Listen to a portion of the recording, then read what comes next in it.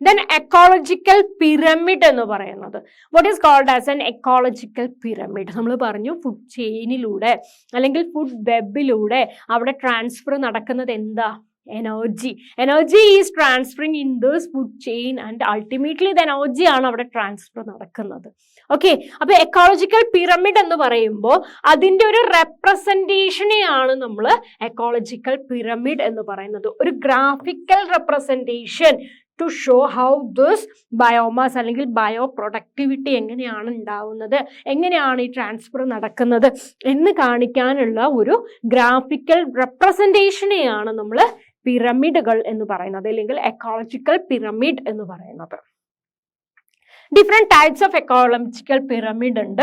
That is biomass, pyramid of number and pyramid of energy. Pyramid of എനർജിക്ക് അകത്ത് we are representing how the energy is flowing in between the different trophic levels എന്നായിരിക്കും പറയുന്നത്. Pyramid of നമ്പറിനകത്ത് how the number varies between each trophic level എന്നായിരിക്കും പറയുന്നത്. Okay, pyramid of number indicates the number of individuals at different trophic levels. Pyramid of biomass indicates the biomass of the members of food chain present in different trophic level.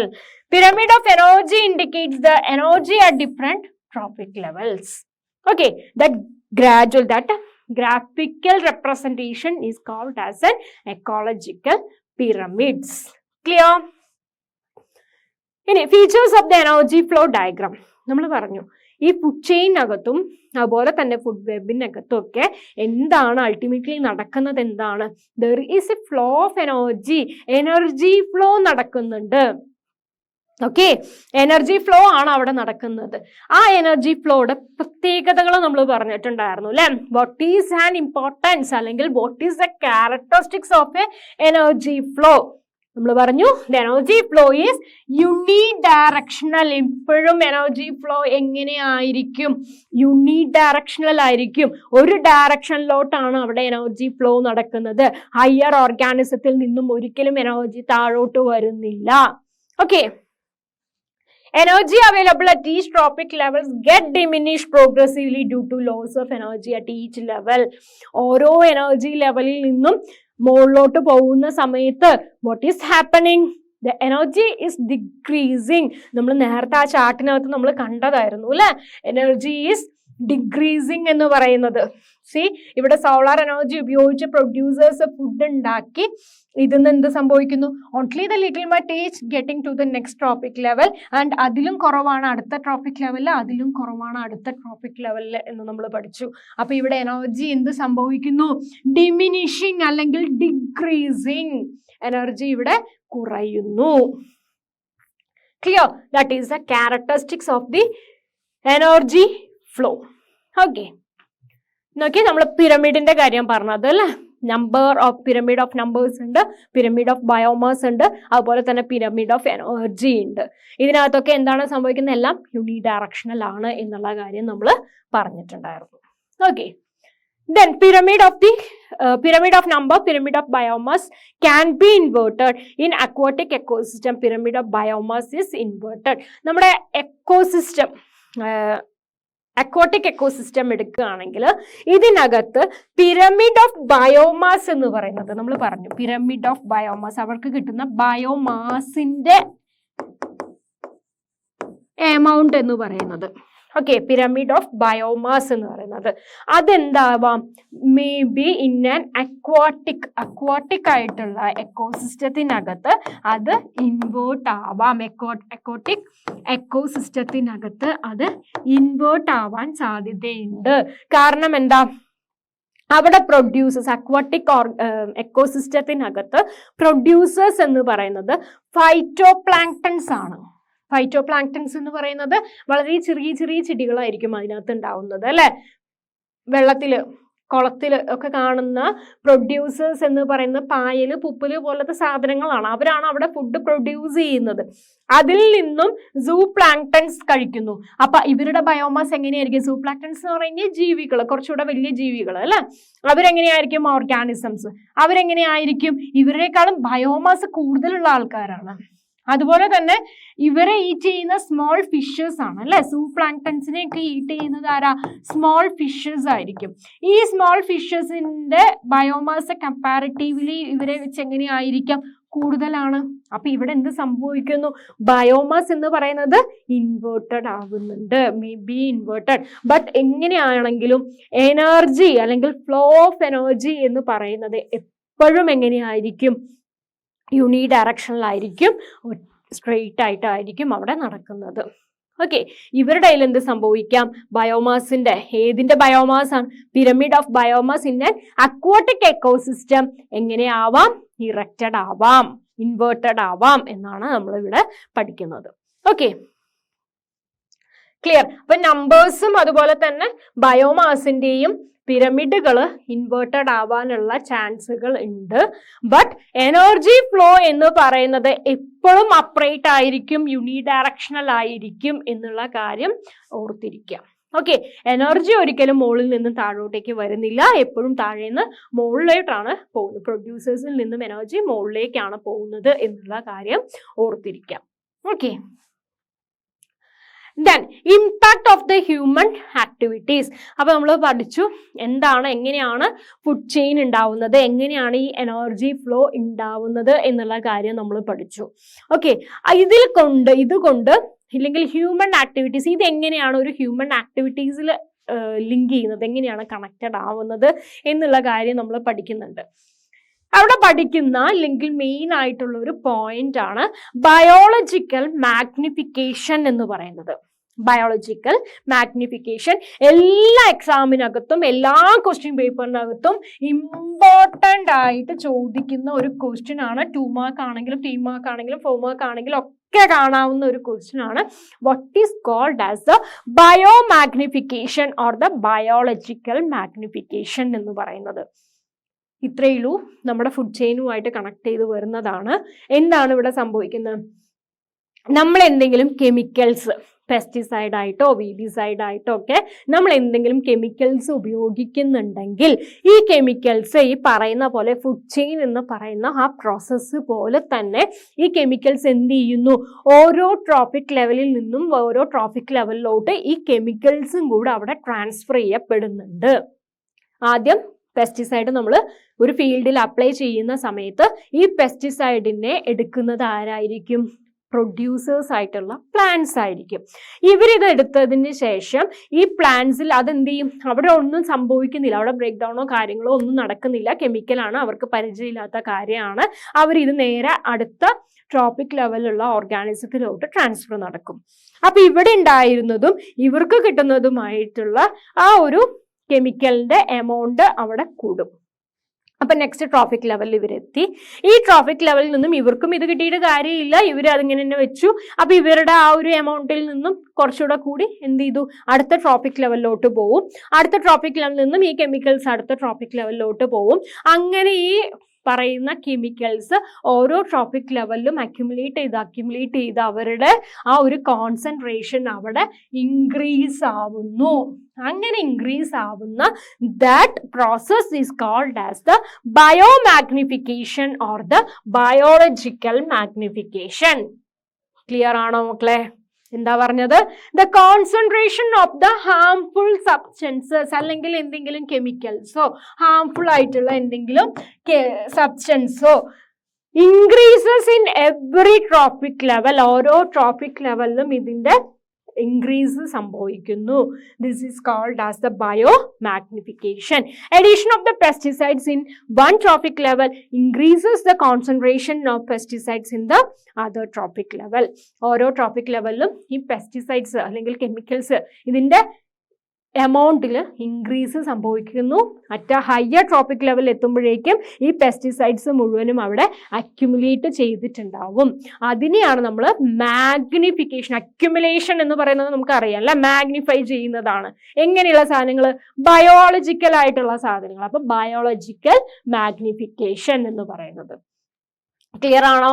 Okay, ഇത് എന്തുകൊണ്ടാണ് ഉണ്ടാവുന്നത്? Human activities കാരണമാണ് അല്ലെ. Humans ആണ് pesticides ഉപയോഗിക്കുന്നത്. അപ്പൊ human activity കാരണം ഈ ഫുഡ് ചെയിനിലൂടെ എന്ത് സംഭവിക്കുന്നു?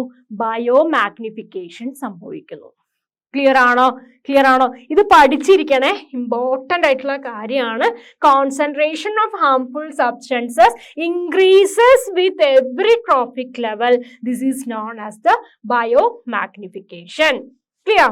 അപ്പൊ അവിടെ കെമിക്കലിന്റെ എമൗണ്ട് ആണ് അവിടെ ഇൻക്രീസ് ആവുന്നത് എന്നുള്ള കാര്യം ഓർത്തിരിക്കാം. ഓക്കെ, അപ്പൊ ഇതാണ് ഞാൻ പറഞ്ഞത്, ടോക്സിക് ആയിട്ടുള്ള substances becomes increasingly concentrated within living organism as they move up each step of the food chain. Okay, വാട്ടറിനകത്ത് നമ്മൾ ചിലപ്പോൾ പെസ്റ്റിസൈഡ്സ് ഈ വാട്ടറിനകത്ത് അക്യുമുലേറ്റ് ആവാം, ഇല്ലെങ്കിൽ അവിടെ സ്പ്രെഡ് ആവാം. അതെന്ത് ചെയ്യുന്നു? പ്രൊഡ്യൂസേഴ്സിലോട്ട് പോകുന്നു. പ്രൊഡ്യൂസേഴ്സിൽ നിന്നും ഇത് സൂപ്ലാങ്ക്ടൺസിലോട്ട് പോകുന്നു, അല്ലെ? സൂപ്ലാങ്ക്ടൺസിൽ നിന്നും ഇതെന്ത് ചെയ്യുന്നു? സ്മോൾ ഫിഷ് ഈറ്റ് ചെയ്യുന്നു. ഓക്കെ, സ്മോൾ ഫിഷ് ഇതിനെ കഴിക്കുന്നു. അപ്പൊ ഈ പെസ്റ്റിസൈഡ്സ് അടുത്ത ലെവലിലോട്ട് പോയി. ഈ ലെവലിൽ നിന്നും ഇത് അടുത്ത ലാർജ് ഫിഷ് എന്ന് പറയുന്ന ലെവലിലോട്ടും ഇത് പോകുന്നു. Then it is finally go to the last trophic level, that is a flesh eating അല്ലെങ്കിൽ ഫിഷ് ഈറ്റിംഗ് ആയിട്ടുള്ള അനിമൽസിലോട്ട് പോകുന്നു. അവിടെ എന്തായിരിക്കും? കമ്പാരിറ്റീവ്ലി ഇവിടെ നിന്നും ഇവിടേക്ക് എത്തുന്ന സമയത്ത് ഇവരുടെ കോൺസെൻട്രേഷൻ ഇതിൽ നിന്നും ഒക്കെ കിട്ടി ഇവർക്ക് കൂടുതലായിരിക്കും. അതിനെയാണ് നമ്മൾ ബയോ മാഗ്നിഫിക്കേഷൻ എന്ന് പറയുന്നത്. അപ്പൊ എന്തോ മാഗ്നിഫൈ ചെയ്യാണ്. എന്താണ് മാഗ്നിഫൈ ചെയ്യുന്നത്? പെസ്റ്റിസൈഡ്സ് അല്ലെങ്കിൽ കെമിക്കൽസ്, ടോക്സിക് ആയിട്ടുള്ള സാധനങ്ങൾ. എന്ത് കാരണം? ത്രൂ ദ ഹ്യൂമൻ ആക്ടിവിറ്റി എന്നുള്ള കാര്യമാണ് ഇവിടെ നമുക്ക് പഠിക്കാനായിട്ടുള്ളത്. അപ്പൊ ഈ ബയോമാഗ്നിഫിക്കേഷൻ എന്ന് പറയുന്ന പ്രോസസ്സിനെ മിനിമൈസ് ചെയ്യാൻ അല്ലെങ്കിൽ കുറയ്ക്കാനായിട്ട് നമുക്ക് എന്ത് ചെയ്യാനായിട്ട് സാധിക്കും? What are the remedial measures എന്ന് ചോദിച്ചു കഴിഞ്ഞാൽ, വാട്ട് ആർ ദ മെത്തേഡ്സ് എന്ന് ചോദിച്ചു കഴിഞ്ഞാൽ, minimise the use of the chemical pesticides. Chemical പെസ്റ്റിസൈഡ്സിന്റെ ഉപയോഗം കുറയ്ക്കാം. നമ്മൾ കഴിക്കുന്ന സമയത്ത് നമ്മിലോട്ട് ആ സാധനം എത്താതിരിക്കാൻ വേണ്ടി നമ്മൾ കഴിക്കുന്ന സാധനം നല്ലോണം ക്ലീൻ ചെയ്ത് കഴിക്കാം. Okay, wash the fruits and vegetable thoroughly before use. അതുപോലെ തന്നെ we can use the organic fruits and the vegetables. Organic ആയിട്ടുള്ള ഫ്രൂട്ട്സും വെജിറ്റബിൾസും യൂസ് ചെയ്യുന്നതും ഈ പറയുന്ന ഹയർ ഓർഗാനിസംസ് ആയിട്ടുള്ള നമ്മിൽ ബയോമാഗ്നിഫിക്കേഷൻ കുറയ്ക്കാനുള്ള ഒരു മെത്തേഡാണ്. ക്ലിയർ ആണോ? സോ ബയോമാഗ്നിഫിക്കേഷൻ എന്താണ് എന്നുള്ള കാര്യം നമുക്ക് ക്ലിയർ ആണ്, അല്ലെ? ബയോമാഗ്നിഫിക്കേഷൻ എന്ന് പറഞ്ഞാൽ എന്തായിരുന്നു? It is the method to reduce the intake of the pesticides. Okay, methods to reduce the intake of the pesticides. അല്ലെങ്കിൽ minimize the use of the chemical pesticide, wash fruits and vegetables, and use the organic fruits and the vegetables. Okay. So biomagnification എന്ന് പറയുന്ന process ഇതാണ്. അതായത് toxic ആയിട്ടുള്ള substances increasingly concentrated within the living organism. ഓരോ trophic ലെവലിലും ഇവരുടെ concentration, അതായത് toxic ആയിട്ടുള്ള കെമിക്കലിന്റെ കോൺസെൻട്രേഷൻ അവിടെ കൂടുന്നു. അതിനെയാണ് നമ്മൾ എന്തെന്ന് പറയുന്ന ബയോ മാഗ്നിഫിക്കേഷൻ അല്ലെങ്കിൽ ബയോ കോൺസെൻട്രേഷൻ എന്നൊക്കെ നമ്മൾ പറയുന്നത്. ക്ലിയർ ആണല്ലോ? ക്ലിയർ ആണെന്ന് വിചാരിക്കുന്നു. ബയോമാഗ്നിഫിക്കേഷൻ എന്താണ്, ഫുഡ് ചെയിൻ എന്താണ്, ഫുഡ് വെബ് എന്താണ് എന്നുള്ള കാര്യമാണ് നമ്മൾ ഇവിടെ പഠിച്ചത്. ഓക്കെ, ഇനി നമുക്ക് നെക്സ്റ്റ് ക്ലാസ്സിൽ നമുക്ക് പഠിക്കാനുള്ളത്, അപ്പൊ ഇത് ക്ലിയർ ആയിട്ടിരിക്കുക. എന്താണ് ഫുഡ് ചെയിൻ, എന്താണ് ഫുഡ് വെബ്, എങ്ങനെയാണ് ഇത് ഇന്ററാക്ട് ചെയ്യുന്നത്, ഇതിനകത്ത് എങ്ങനെയാണ് ഒരു ഹ്യൂമൻ ആക്ടിവിറ്റി വരുന്നത് എന്നുള്ള കാര്യം നമ്മൾ പഠിച്ചിട്ടുണ്ടായിരുന്നു. ഇനി നമ്മൾ പഠിക്കാൻ പോകുന്നത് ഓസോൺ ലെയർ, നമ്മുടെ എർത്തിനകത്തുള്ള അറ്റ്മോസ്ഫിയറിനകത്തുള്ള ഓസോൺ ലെയർ എന്ന് പറയുന്നതിന്റെ ഇമ്പോർട്ടൻസ് എന്താണ് ഓസോൺ ലെയർ എന്ന് പറയുന്നത്, ഇപ്പൊ ഓസോൺ ലെയറിന് എന്താണ് സംഭവിച്ചുകൊണ്ടിരിക്കുന്നത് എന്നുള്ള കാര്യമാണ് നമ്മൾ ഇനി അടുത്ത ക്ലാസ്സിൽ നമുക്ക് പഠിക്കാനുള്ളത്. വളരെ ചെറിയ ചാപ്റ്റർ ആണ് അല്ലെ?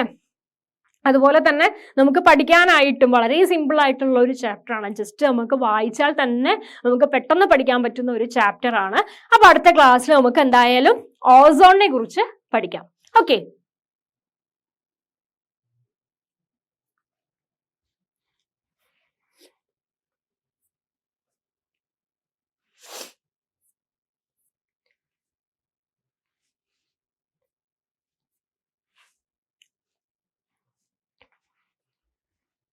Hi മക്കളെ, അപ്പൊ നമ്മൾ കഴിഞ്ഞ ക്ലാസ്സിൽ പഠിച്ചിട്ടുണ്ടായിരുന്നു. നമ്മൾ പഠിച്ചുകൊണ്ടിരിക്കുന്ന ചാപ്റ്റർ എന്ന് പറയുന്നത് എൻവയോൺമെന്റ് ആണ്.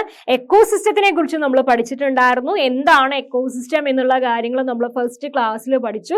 എക്കോസിസ്റ്റത്തിനകത്ത് എങ്ങനെയാണ് ഓരോ ഓർഗാനിസംസും ഇന്ററാക്ട് ചെയ്യുന്നത്, അതിൽ എന്താണ് ഫുഡ് ചെയിൻ എന്ന് പറയുന്ന പ്രോസസ്സ്, എന്താണ് ഫുഡ് വെബ് എന്ന് പറയുന്ന പ്രോസസ്സ്, എന്താണ് ഓരോ ട്രോഫിക് ലെവൽ എന്ന് പറയുന്നത്, എങ്ങനെയാണ് ഓരോ ട്രോഫിക് ലെവലിനകത്തും എനർജി ട്രാൻസ്ഫർ നടക്കുന്നത്, അല്ലെങ്കിൽ അവരുടെ ഒരു എക്കോളജിക്കൽ പിരമിഡ് എന്ന് പറയുന്നത് എന്താണ് എന്നുള്ള കാര്യങ്ങളൊക്കെ നമ്മൾ ഡീറ്റെയിൽ ആയിട്ട് കഴിഞ്ഞ 2 ക്ലാസ്സിലായിട്ട് പഠിച്ചിട്ടുണ്ടായിരുന്നു.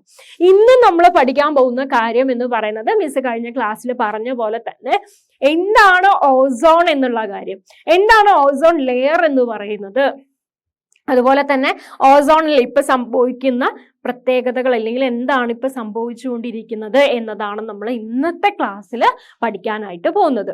ഓക്കെ, അപ്പൊ എന്താണ് ഓസോൺ ലെയർ എന്ന് പറയുന്നത്? എന്താണ് നമുക്കറിയാം, ഓസോൺ എന്ന് പറയുന്നത് ഡെഡ്ലി ഒരു പോയിസണസ് ആയിട്ടുള്ള ഒരു സാധനമാണ്. ഇതിന്റെ എമൗണ്ട് കൂടുന്ന സമയത്ത് നമ്മുടെ എർത്തിൽ നിന്നും അല്ലെ, ozone Shields the earth surface from the dangerous ultra violet radiation. Ozone layer എന്ന് പറയുന്ന ഒരു ലെയർ നമുക്ക് അവിടെ ഫോം ചെയ്യുന്നുണ്ട്. അത് കാരണം നമുക്ക് അൾട്രാ വയലറ്റ് റേസിൽ നിന്നൊക്കെ നമുക്ക് പ്രൊട്ടക്ട് ചെയ്യാനായിട്ട് സാധിക്കുന്നുണ്ട്. Okay, that is what the ozone layer എന്ന് പറയുന്നത്. ഓക്കെ, അപ്പൊ യു വി റേസ് ഒക്കെ വരുമ്പോൾ, സണ്ണിൽ നിന്നും യു വി റേസ് അല്ലെങ്കിൽ യു വി റേഡിയേഷൻ കാരണം നമുക്ക് ഒരുപാട് ഹാംഫുൾ ഇഫക്ട്സ് സംഭവിക്കുന്നുണ്ട്. സ്കിൻ ക്യാൻസർ പോലെയുള്ള ഒരുപാട് ഹാംഫുൾ ഇഫക്റ്റ് നമുക്ക് സംഭവിക്കുന്നുണ്ട്. ഓസോൺ എന്ന് പറയുന്നത് നമുക്കറിയാം പോയിസണസ് ആയിട്ടുള്ള ഒരു സാധനമാണ്.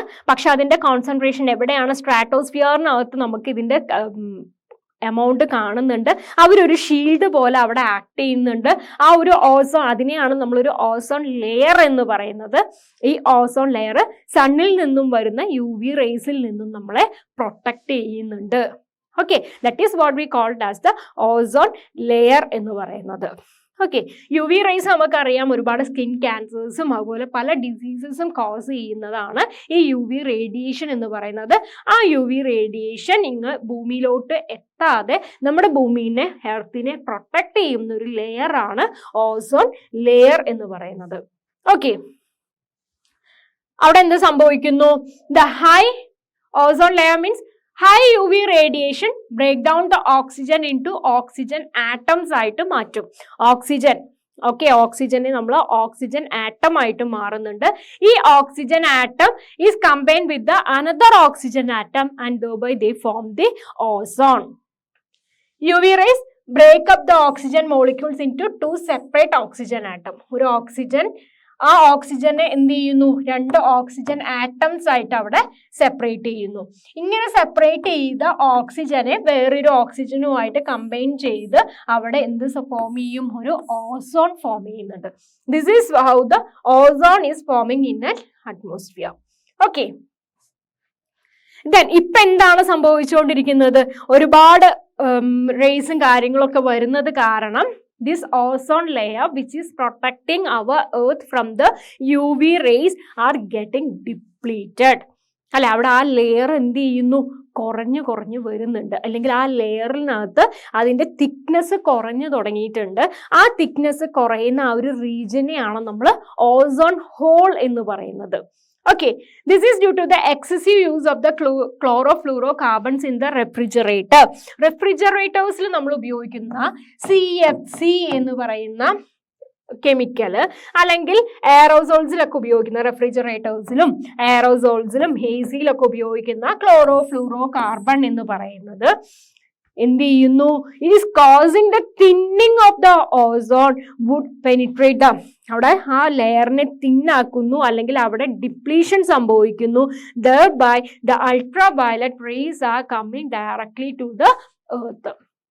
ഈ പ്രൊട്ടക്ട് ചെയ്യുന്ന, ഈ അംബ്രല്ല പോലെ നിൽക്കുന്ന ഈ ഓസോൺ ലെയർ ഈ പറയുന്ന കെമിക്കൽസിന്റെ ഉപയോഗം മൂലം ഡിപ്ലീറ്റഡ് ആവുന്നു, തിന്നാവാനായിട്ട് തുടങ്ങുന്നു. അത് കാരണം അവിടെ ഒരു ഹോള് പോലെ നമുക്ക് ഫീൽ ചെയ്യുന്നു. ഇതിലൂടെ ഹാംഫുൾ ആയിട്ടുള്ള UV റേഡിയേഷൻസ് താഴോട്ട് വരുന്നുണ്ട്. Okay, and by that it is causing many diseases, that is cause as a blindness അല്ലെങ്കിൽ സ്കിൻ ക്യാൻസേഴ്സ്, മ്യൂട്ടേഷൻസ് എന്നൊക്കെ പറയുന്ന ഒരുപാട് അസുഖങ്ങൾ, ഡിസീസസ് അല്ലെങ്കിൽ ഒരുപാട് ഡിഫക്ട്സ് നമുക്ക് ഹ്യൂമൻസിൽ ഉണ്ടാവാനായിട്ട് അല്ലെങ്കിൽ ഓർഗാനിസത്തിനകത്ത് ഉണ്ടാവാനായിട്ട് സാധ്യത ഉണ്ട്. ക്ലിയർ? അപ്പോൾ ഈ 1987 യുണൈറ്റഡ് നേഷൻസ് അല്ലെങ്കിൽ Environment Programme, United Nations Environment Programme that is UNEP signed an agreement എന്തിനു വേണ്ടി? To decrease the use of or limit the use of the CFC. അപ്പോൾ ഈ പറയുന്ന CFCയുടെ യൂസ് കുറയ്ക്കാനായിട്ട് അല്ലെങ്കിൽ അതിനെ ലിമിറ്റ് ചെയ്യാനായിട്ട് UNEP 1987 ഒരു എഗ്രിമെന്റിൽ സൈൻ ചെയ്തിട്ടുണ്ടായിരുന്നു. That agreement is called as the Montreal Protocol. Okay, Montreal Protocol. That is 1987 United Nations Environment Programme ഒരു എഗ്രിമെന്റ് സൈൻ ചെയ്തു to decrease of the limit the use of the CFC. ഈ CFC കാരണമാണ് അവിടെ ഓസോണിൽ തിന്നസ് അല്ലെങ്കിൽ depletion സംഭവിക്കുന്നത്. അതുകൊണ്ട് CFCയുടെ ഉപയോഗം കുറയ്ക്കണം, അല്ലെങ്കിൽ കുറയ്ക്കാൻ വേണ്ടിയിട്ടുള്ള ആക്ഷൻസ് എടുക്കാനായിട്ട് ആ ഒരു പ്രോട്ടോകോൾ കൊണ്ടുവന്നു. That is the Montreal protocol. Okay, then oxygen നമുക്കറിയാം, ഓസോൺ ഡിപ്ലീഷൻ കാരണം അവിടെ എന്ത് സംഭവിക്കുന്നുണ്ട്? Exposure to UV rays direct ആയിട്ട് വരുന്നുണ്ട്. അങ്ങനെ വരുന്നത് കാരണം നമുക്ക് സ്കിൻ ക്യാൻസർ ഉണ്ടാവാനുള്ള സാധ്യതയുണ്ട്. അതുപോലെ തന്നെ UV റേസ് ഡാമേജസ് ദ ഐക്ക് ഡാമേജ് വരുത്തുന്നുണ്ട്, ഹ്യൂമൻസിനെ എഫക്ട് ചെയ്യുന്നുണ്ട്, പ്ലാന്റ്സിനെ എഫക്ട് ചെയ്യുന്നുണ്ട്, ആസ് വെൽ ആസ് ആനിമൽസിനെയും അത് എഫക്ട് ചെയ്യുന്നുണ്ട്. ഓക്കെ, ദെൻ അപ്പൊ ഇതാണ് ഒരു ഓസോൺ ഹോൾ എന്ന് പറയുന്നത്, അല്ലെങ്കിൽ ഓസോണിന്റെ ഒരു പ്രത്യേകത എന്ന് പറയുന്നത്. ഇനി നമുക്കറിയാം നമ്മുടെ ഒരു എൻവയോൺമെന്റിനകത്ത് അല്ലെങ്കിൽ എക്കോസിസ്റ്റത്തിനകത്ത് ഇപ്പൊ കണ്ടുവരുന്ന ഏറ്റവും വലിയൊരു പ്രശ്നമാണ് നമ്മുടെ പൊല്യൂഷൻ എന്ന് പറയുന്നത്, അല്ലെങ്കിൽ വേസ്റ്റ് ഡെപ്പോസിഷൻ എന്ന് പറയുന്നത്. ഈ പറയുന്ന ഗാർബേജുകളൊന്നും എന്ത് ചെയ്യുന്നില്ല, റിമൂവ് ആവപ്പെടുന്നില്ല, അല്ലെങ്കിൽ that cause a pollution for our environment. It is imbalancing our environment അല്ലെ. അത് കാരണം അവിടെ എന്ത് സംഭവിക്കുന്നു? മൊത്തത്തിലൊരു അൺസ്റ്റെബിലിറ്റി അവിടെ ഫോം ചെയ്യുന്നുണ്ട്. ഓർഗാനിസംസ് തമ്മിൽ ഒരു ഇന്ററാക്ഷൻസിന് അവിടെ തടസ്സമാവുന്നുണ്ട്. അവിടെ ഈ പറയുന്ന പ്രോബ്ലംസ് ഒക്കെ വരുന്നുണ്ട്. അപ്പൊ എന്താണ് ഈ വേസ്റ്റ് ഡിസ്പോസൽ, അല്ലെങ്കിൽ എന്താണ് ഗാർബേജ് എന്ന് പറയുന്നത്? അതിൽ എങ്ങനെയാണ് നമുക്ക് അതിനെ മാറ്റാനായിട്ട് പറ്റുന്നത്, എങ്ങനെയാണ് നമുക്ക് അതിനെ ഓവർകം ചെയ്യാനായിട്ട് പറ്റുന്നത് എന്നുള്ള കാര്യം നോക്കാം. അതായത് ഗാർബേജ് ഡിസ്പോസൽ, അല്ലെങ്കിൽ ഗാർബേജ് എന്ന് പറയുന്നത് എന്താണ്? വേസ്റ്റുകൾ അല്ലെ. നമുക്കറിയാം 2 തരത്തിലുള്ള വേസ്റ്റുകൾ നമുക്ക് പറയാം. Or the waste materials, garbage എന്ന് പറയുന്നുണ്ട്. 2 ടൈപ്പ് ഓഫ് ഗാർബേജ് ഉണ്ട്. ഏതൊക്കെയാണ്? ബയോഡീഗ്രേഡബിൾ ഗാർബേജും അതുപോലെ തന്നെ നോൺ ബയോഡീഗ്രേഡബിൾ ഗാർബേജും. ബയോഡീഗ്രേഡബിൾ ഗാർബേജ് എന്ന് പറയുന്നത് എന്താണ്? ഡീഗ്രേഡ് ചെയ്ത് പോകുന്നത്. നമ്മുടെ എൻവയോൺമെന്റിൽ വെച്ച് തന്നെ അതെന്ത് ചെയ്യും? ഡീഗ്രേഡ് ചെയ്ത്, ഡീകമ്പോസേഴ്സിനെ ഒക്കെ കുറിച്ച് നമ്മൾ പഠിച്ചിട്ടുണ്ടായിരുന്നു അല്ലെ. ആ ഡീകമ്പോസേഴ്സ് ഉപയോഗിച്ച് വേസ്റ്റുകൾ ബ്രേക്ക് ഡൗൺ ചെയ്ത് ഡീഗ്രേഡ് ചെയ്ത് പോകുന്ന വേസ്റ്റുകളാണെങ്കിൽ അതിനെ നമ്മൾ ബയോഡീഗ്രേഡബിൾ വേസ്റ്റുകൾ എന്ന് പറയും. ഇനി ഈ പറയുന്ന ഡീകമ്പോസേഴ്സ് ഉപയോഗിച്ചൊന്നും അവരെ കൊണ്ടൊന്നും പറ്റാതെ, ഡീഗ്രേഡ് ചെയ്യാൻ പറ്റാതെ കിടക്കുന്ന വേസ്റ്റുകളെയാണ് നമ്മൾ നോൺ ബയോഡീഗ്രേഡബിൾ വേസ്റ്റ് എന്ന് പറയുന്നത്. ക്ലിയർ ആണോ? അപ്പൊ ബയോഡീഗ്രേഡബിൾ വേസ്റ്റ് എന്ന് പറയുന്നത് that can be completely decomposed by the micro organisms. Micro ഓർഗാനിസംസിനെ കൊണ്ട് അല്ലെങ്കിൽ ഡീകമ്പോസേഴ്സ് ഉപയോഗിച്ച് വേസ്റ്റുകളെ, അല്ലെങ്കിൽ ഏത് സബ്സ്റ്റൻസസ് ആണോ അവരെ ഡീഗ്രേഡ് ചെയ്യാൻ പറ്റുന്നുണ്ടെങ്കിൽ അത് ആ വേസ്റ്റുകളാണ് ബയോഡീഗ്രേഡബിൾ എന്ന് പറയുന്നത്. നമുക്കറിയാം ഫ്രൂട്ട്സ്, വെജിറ്റബിൾ പീൽസ്, അതുപോലെ തന്നെ സീവേജ്, ഇതൊക്കെ മൈക്രോ ഓർഗാനിസംസ് കാരണം കുറെ കാലം കഴിയുമ്പോഴേക്കും, അത് കുറച്ച് ദിവസങ്ങൾ കഴിയുമ്പോഴേക്കും തന്നെ അതെന്താവുന്നുണ്ട്?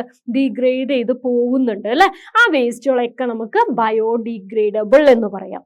പക്ഷേ പ്ലാസ്റ്റിക്, അതുപോലെ തന്നെ metals, pesticide, glass, radio active elements, ഈ പറയുന്ന സാധനങ്ങളൊന്നും ഒരു മൈക്രോ ഓർഗാനിസംസും വിചാരിച്ചാലും ബ്രേക്ക് ഡൗൺ ചെയ്യാനായിട്ടോ ഡിസ്പോസ് ചെയ്യാനായിട്ടോ പറ്റുന്നില്ല. അതിനെയാണ് നമ്മൾ എന്തെന്ന് പറയുന്നത്? നോൺ ബയോഡീഗ്രേഡബിൾ വേസ്റ്റുകൾ എന്ന് പറയുന്നത്. ക്ലിയർ?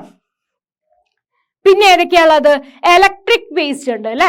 ഇലക്ട്രിക് വേസ്റ്റിന് നമുക്ക് call it as E waste എന്ന് പറയുന്നു. അതായത് ഇലക്ട്രിക്കൽ എക്യുപ്മെന്റ്സിൽ നിന്നും വരുന്നത്.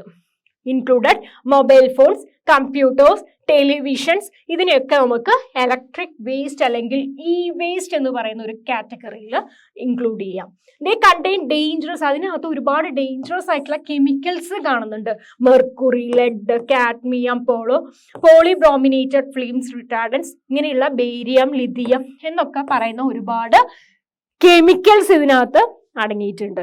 ഇത് കാരണം നമ്മുടെ ബ്രെയിനും ഹാർട്ടിനും ലിവറിനും കിഡ്നി അങ്ങനെ പറയുന്ന സ്കെൽറ്റൽ സിസ്റ്റം എവ്രി പാർട്ട് അല്ലെ, എല്ലാവർക്കും നമുക്കിത് ദോഷമായിട്ട് സംഭവിക്കുന്നുണ്ട്.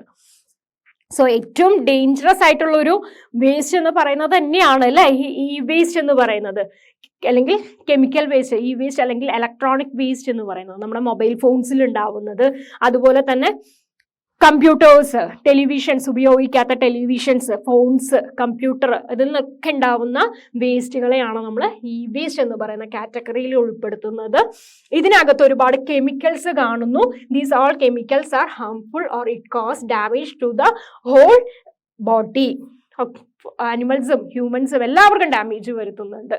Okay, that is called as the E waste എന്ന് പറയുന്നത്. എന്താണ് വേസ്റ്റ് മാനേജ്മെന്റ് സിസ്റ്റം? നമുക്ക് എന്ത് ചെയ്യാൻ പറ്റും? അപ്പൊ ഇത്രത്തോളം വേസ്റ്റുകളുണ്ട്. ഇത് മുഴുവനും നമ്മുടെ ഓർഗാനിസംസ് അല്ലെങ്കിൽ നമ്മുടെ എൻവയോൺമെന്റിന്റെ ഇന്ററാക്ഷന് ബാധിക്കുന്നുണ്ട്. ഇവർ പ്രോപ്പറായിട്ട് ഇന്ററാക്ട് ചെയ്താലേ നമ്മുടെ എക്കോസിസ്റ്റത്തിനകത്ത് ഒരു സ്റ്റെബിലിറ്റി ഉണ്ടാവുള്ളൂ എന്ന് നമുക്കറിയാം. ഈ ഒരു സ്റ്റെബിലിറ്റീനെ എഫക്ട് ചെയ്യുന്ന ഒരു ഇമ്പോർട്ടൻ്റ് ആയിട്ടുള്ള ഒരു കാര്യമാണ് ഈ പറയുന്ന വേസ്റ്റുകൾ അല്ലെങ്കിൽ പൊല്യൂഷൻ എന്നൊക്കെ പറയുന്നത്. എങ്ങനെ നമുക്ക് ഈ വേസ്റ്റിനെയൊക്കെ മാനേജ് ചെയ്യാനായിട്ട് സാധിക്കും എന്നാണ് നോക്കുന്നത്.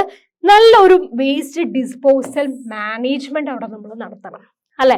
അതായത് സീവേജ് ട്രീറ്റ്മെന്റ് പ്ലാന്റ് ഉണ്ടാക്കുക, അല്ലെങ്കിൽ ബയോഗ്യാസ് പ്ലാന്റുകൾ കൊണ്ടുവരിക, അതുപോലെ ലാൻഡ് ഫില്ലിങ്സ്, റീസൈക്ലിംഗ്, കമ്പോസിറ്റിംഗ്, റീയൂസ് എന്ന് പറയുന്ന മെത്തേഡുകൾ എല്ലാം ഉപയോഗിച്ച് നമുക്ക് പറയുന്ന വേസ്റ്റുകളെയൊക്കെ റെഡ്യൂസ് ചെയ്യാനായിട്ട് സാധിക്കും. അപ്പൊ പ്രോപ്പർ മാനേജ്മെന്റ് സിസ്റ്റം നമ്മൾ അവൈലബിൾ ആക്കുക. അങ്ങനെയാണെങ്കിൽ നമുക്ക് വേസ്റ്റുകളെയും നമ്മുടെ പ്രോപ്പർ ആയിട്ടുള്ള ഒരു എക്കോ സിസ്റ്റം സ്റ്റെബിലിറ്റിയും നമുക്ക് ക്രിയേറ്റ് ചെയ്യാനായിട്ട് സാധിക്കും എന്നാണ് നമ്മൾ ഇവിടെ പറയുന്നത്. ഓക്കെ, അപ്പൊ ഇത്രയും ക്ലിയർ ആണല്ലോ. എന്താണ് വേസ്റ്റ് ഡിസ്പോസൽ, എങ്ങനെയാണ് വേസ്റ്റ് അല്ലെങ്കിൽ which are the type of the waste എന്നുള്ള കാര്യം നമ്മൾ പറഞ്ഞു അല്ലെ. ഏതൊക്കെയായിരുന്നു? ബയോ ഡീഗ്രേഡബിളും നോൺ ബയോഡീഗ്രേഡബിളും ആയിട്ടുള്ള വേസ്റ്റുകൾ ഉണ്ട്. എങ്ങനെ നമുക്ക് ഈ വേസ്റ്റിനെ ട്രീറ്റ് ചെയ്യാം എന്നുള്ള കാര്യങ്ങളും നമ്മൾ പഠിച്ചു. അതുപോലെ തന്നെ മെയിൻ ആയിട്ടുള്ള ഒരു കാര്യമാണ് ഓസോൺ എന്ന് പറയുന്നത്, ഓസോൺ ലെയർ എന്ന് പറയുന്നത്.